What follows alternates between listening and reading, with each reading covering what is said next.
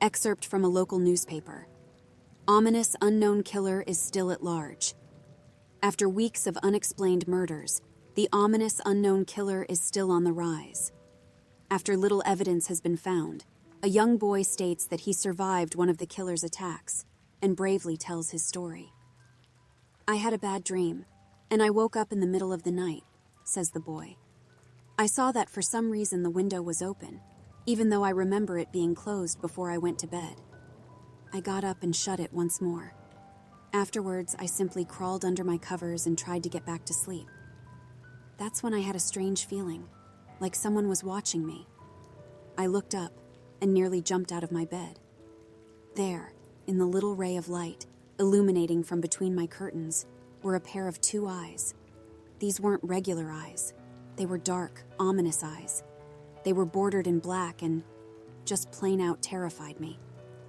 That's when I saw his mouth. A long, horrendous smile that made every hair on my body stand up. The figure stood there watching me. Finally, after what seemed like forever, he said it. A simple phrase, but said in a way only a madman could speak. He said, 'Go to sleep.' I let out a scream. That's what sent him at me. He pulled up a knife, aiming at my heart. He jumped on top of my bed. I fought him back. I kicked. I punched. I rolled around, trying to knock him off me. That's when my dad busted in. The man threw the knife. It went into my dad's shoulder.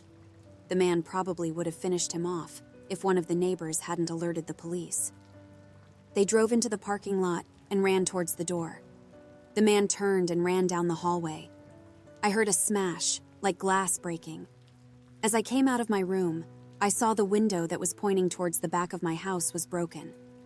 I looked out it to see him vanish into the distance. I can tell you one thing. I will never forget that face. Those cold, evil eyes and that psychotic smile. They will never leave my head. Police are still on the lookout for this man. If you see anyone that fits the description in this story, please contact your local police department. Jeff and his family had just moved into a new neighborhood. His dad had gotten a promotion at work, and they thought it would be best to live in one of those fancy neighborhoods. Jeff and his brother Lou couldn't complain, though. A new, better house. What was not to love? As they were getting unpacked, one of their neighbors came by. "Hello," she said. "I'm Barbara. I live across the street from you. Well, I just wanted to introduce myself and to introduce my son." She turns around and calls her son over. "Billy, these are our new neighbors." Billy said hi and ran back to play in his yard. "Well," said Jeff's mom, "I'm Margaret, and this is my husband Peter, and my 2 sons, Jeff and Lou." They each introduced themselves, and then Barbara invited them to her son's birthday. Jeff and his brother were about to object when their mother said that they would love to. When Jeff and his family were done packing, Jeff went up to his mom. "Mom, why would you invite us to some kid's party? If you haven't noticed, I'm not some dumb kid." "Jeff," said his mother, "we just moved here. We should show that we want to spend time with our neighbors. Now, we're going to that party, and that's final." Jeff started to talk, but stopped himself, knowing that he couldn't do anything. Whenever his mom said something, it was final. He walked up to his room and plopped down on his bed. He sat there looking at his ceiling when suddenly he got a weird feeling. Not so much a pain, but a weird feeling. He dismissed it as just some random feeling. He heard his mother call him down to get his stuff, and he walked down to get it. The next day, Jeff walked downstairs to get breakfast and got ready for school. As he sat there eating his breakfast, he once again got that feeling. This time it was stronger. It gave him a slight tugging pain, but he once again dismissed it. As he and Lou finished breakfast, they walked down to the bus stop. They sat there waiting for the bus, and then, all of a sudden, some kid on a skateboard jumped over them, only inches above their laps. They both jumped back in surprise. "Hey, what the hell?" The kid landed and turned back to them. He kicked his skateboard up and caught it with his hands. The kid seems to be about 12, 1 year younger than Jeff. He wears an Aeropostale shirt and ripped blue jeans.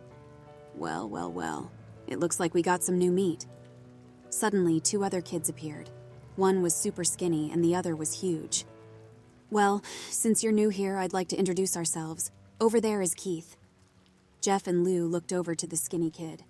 He had a dopey face that you would expect a sidekick to have. And he's Troy. They looked over at the fat kid.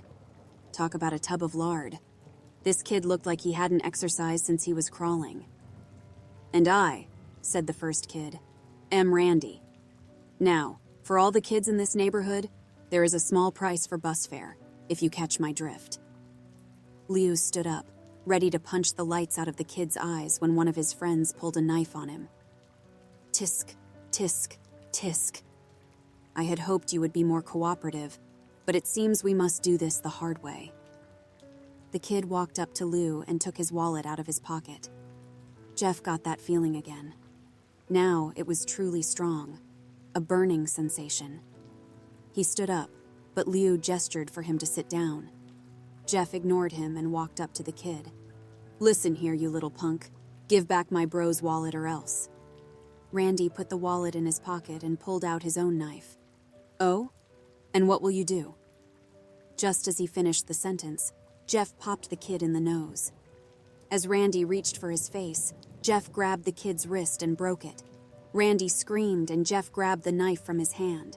Troy and Keith rushed Jeff, but Jeff was too quick. He threw Randy to the ground. Keith lashed out at him, but Jeff ducked and stabbed him in the arm. Keith dropped his knife and fell to the ground screaming. Troy rushed him too, but Jeff didn't even need the knife. He just punched Troy straight in the stomach and Troy went down. As he fell, he puked all over. Liu could do nothing but look in amazement at Jeff. Jeff, how'd you? That was all he said. They saw the bus coming and knew they'd be blamed for the whole thing. So they started running as fast as they could.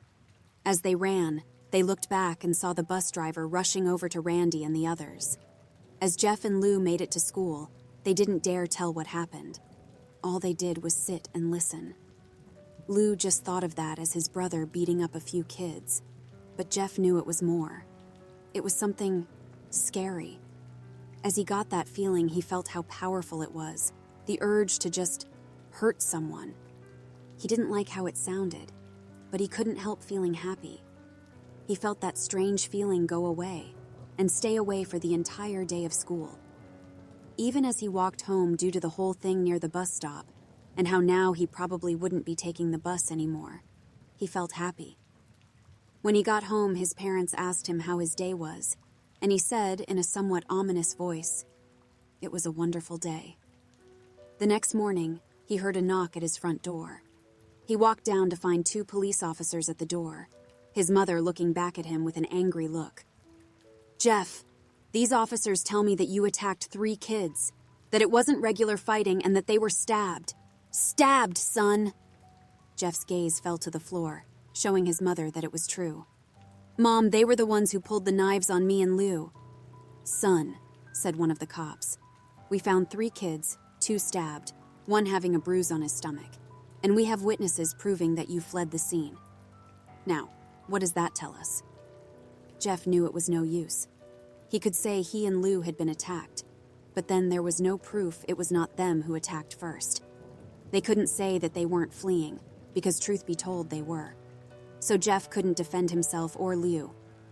"Son, call down your brother." Jeff couldn't do it, since it was him who beat up all the kids. "Sir, it ... IT was me. I was the one who beat up the kids. Lou tried to hold me back, but he couldn't stop me."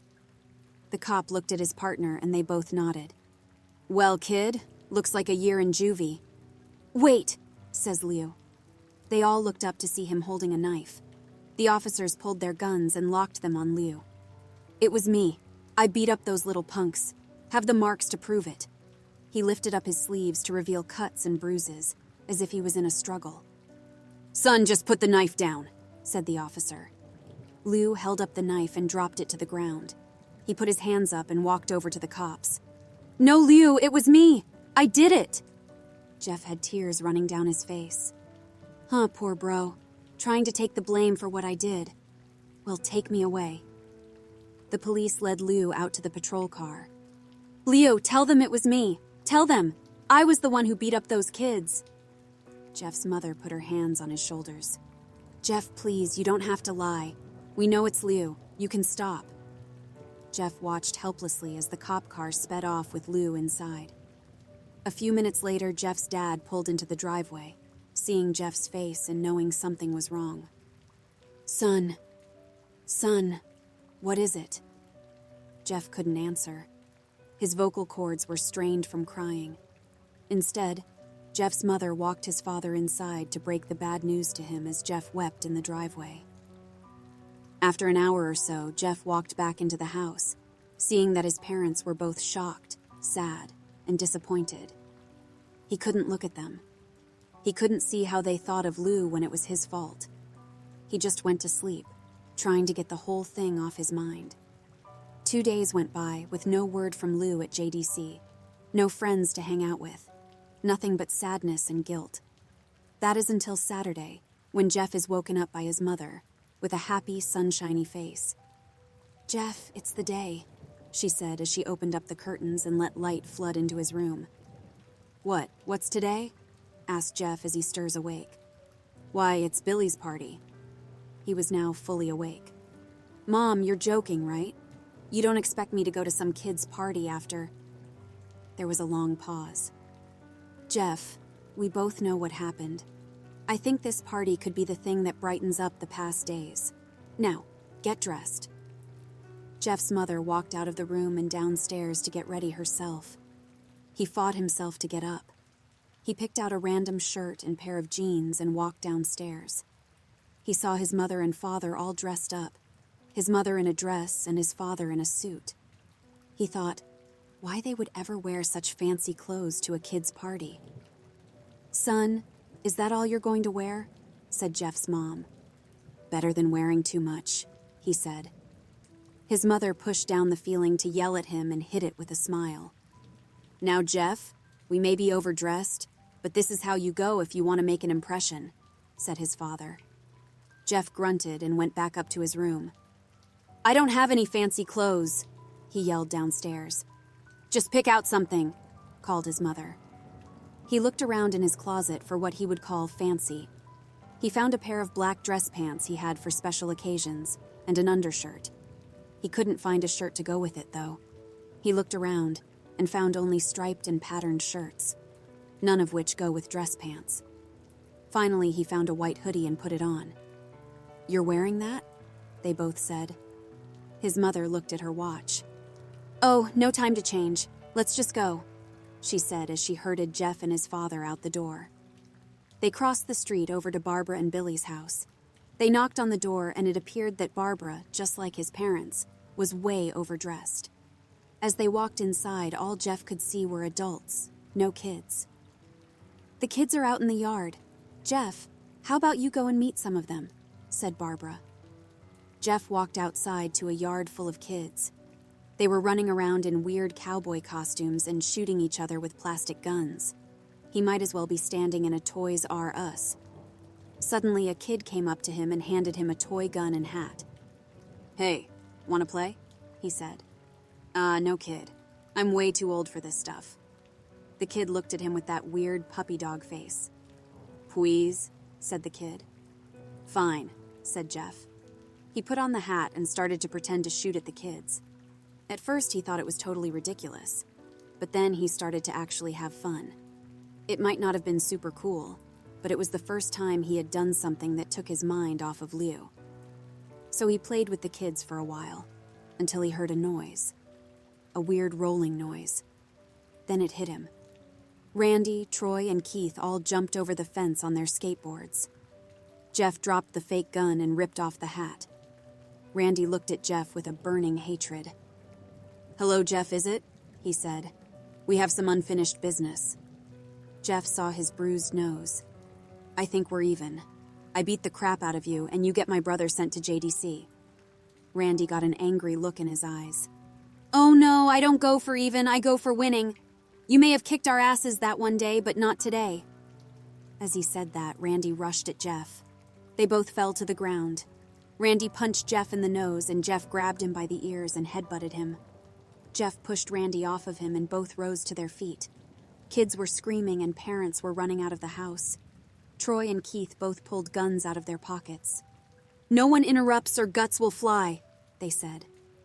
Randy pulled a knife on Jeff and stabbed it into his shoulder.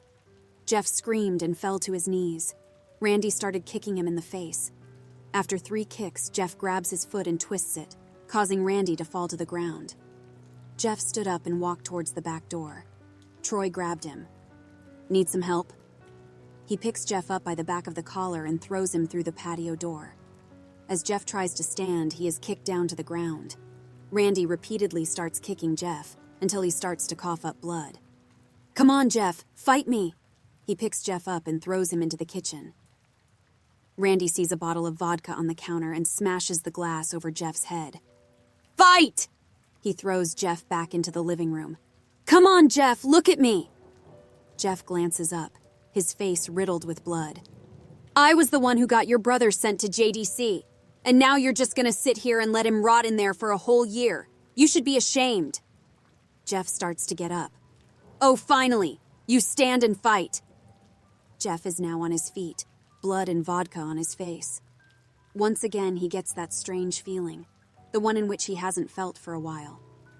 "Finally! He's up!" says Randy as he runs at Jeff. That's when it happens.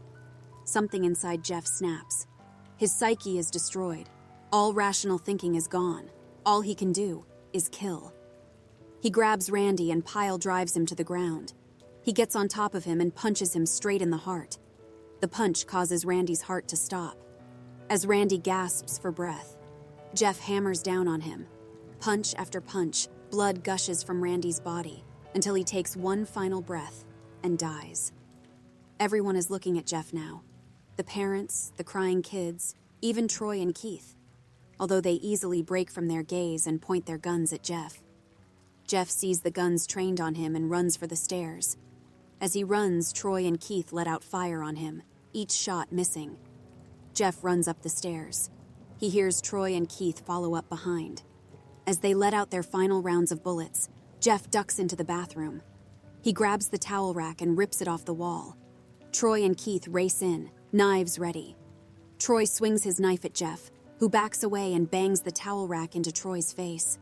Troy goes down hard, and now all that's left is Keith. He is more agile than Troy, though, and ducks when Jeff swings the towel rack. He dropped the knife and grabbed Jeff by the neck. He pushed him into the wall. A thing of bleach fell down on top of him from the top shelf. It burnt both of them, and they both started to scream. Jeff wiped his eyes as best as he could. He pulled back the towel rack and swung it straight into Keith's head. As he lay there, bleeding to death, he let out an ominous smile. "What's so funny?" asked Jeff. Keith pulled out a lighter and switched it on. "What's funny," he said, "is that you're covered in bleach and alcohol." Jeff's eyes widened as Keith threw the lighter at him. As soon as the flame made contact with him, the flames ignited the alcohol in the vodka. While the alcohol burned him, the bleach bleached his skin. Jeff let out a terrible screech as he caught on fire. He tried to roll out the fire, but it was no use.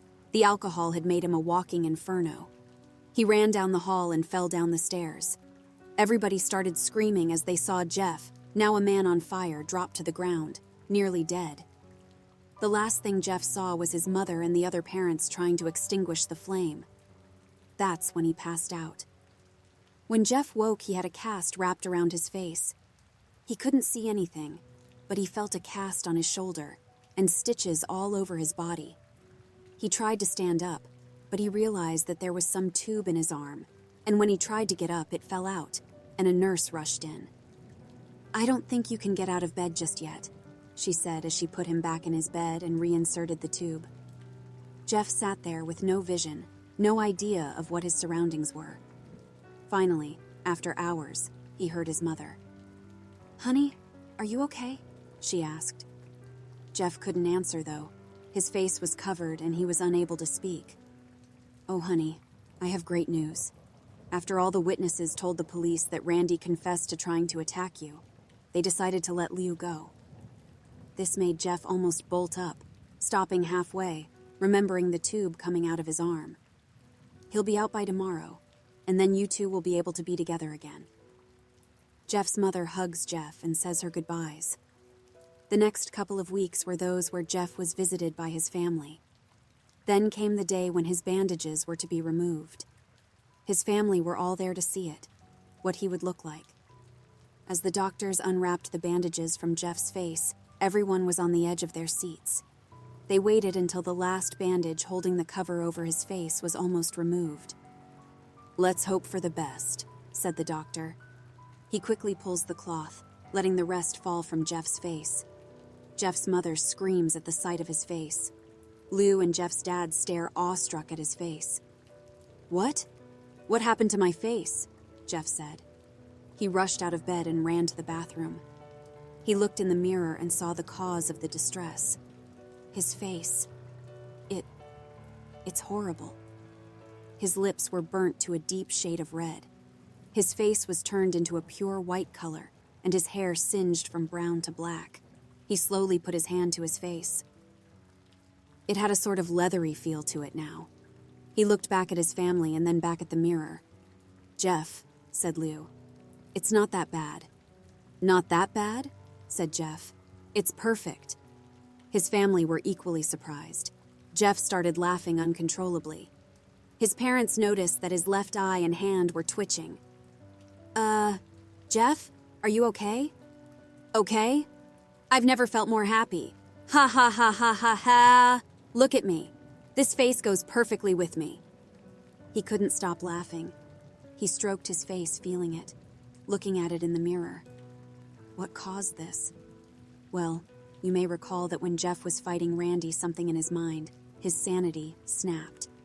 Now he was left as a crazy killing machine. That is, his parents didn't know. "Doctor," said Jeff's mom, "is my son all right, in the head?" "Oh yes, this behavior is typical for patients that have taken very large amounts of painkillers. If his behavior doesn't change in a few weeks, bring him back here, and we'll give him a psychological test." "Oh, thank you, doctor." Jeff's mother went over to Jeff. "Jeff, sweetie, it's time to go."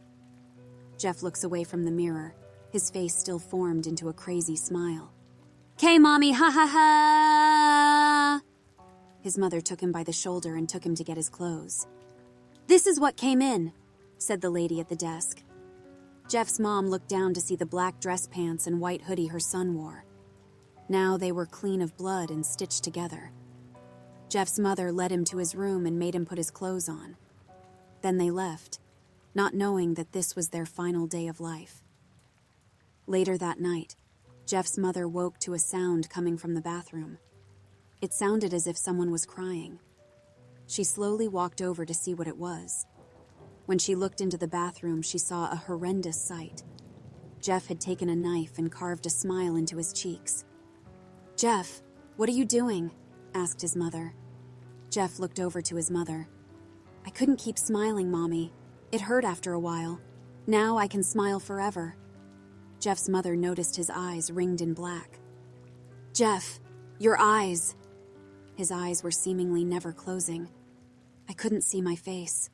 I got tired and my eyes started to close. I burned out the eyelids so I could forever see myself. My new face." Jeff's mother slowly started to back away, seeing that her son was going insane. "What's wrong, Mommy? Aren't I beautiful?" "Yes, son," she said. "Yes, you are. Let me go get Daddy so he can see your face." She ran into the room and shook Jeff's dad from his sleep. "Honey, get the gun, She stopped as she saw Jeff in the doorway, holding a knife. "Mommy, you lied." That's the last thing they hear as Jeff rushes them with the knife, gutting both of them. His brother Lou woke up, startled by some noise. He didn't hear anything else, so he just shut his eyes and tried to go back to sleep. As he was on the border of slumber, he got the strangest feeling that someone was watching him. He looked up, before Jeff's hand covered his mouth. He slowly raised the knife, ready to plunge it into Leo. Leo thrashed here and there, trying to escape Jeff's grip. "Shh," Jeff said. "Just go to sleep."